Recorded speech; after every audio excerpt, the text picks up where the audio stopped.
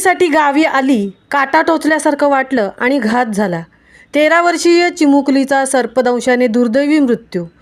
मुंबईतून मे महिन्याच्या सुट्टीला गावी आलेल्या 13 वर्षीय मुलीचा सर्पदंशाने मृत्यू झाल्याची धक्कादायक घटना रत्नागिरी जिल्ह्यातील मंडणगड तालुक्यातून समोर आली आहे.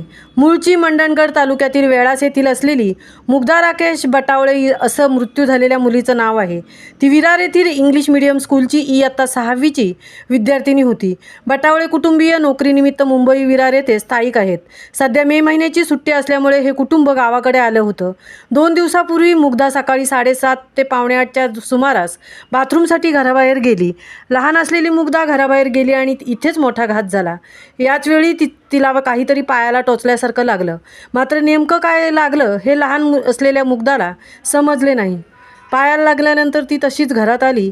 तिच्या पायातून रक्त येऊ लागलं. मात्र तिला आपल्या पायाला काटा लागला असेल असं समजून तिने घरच्यांना आपल्याला पुन्हा जरा वेळ झोप येत असल्याचं सांगितलं.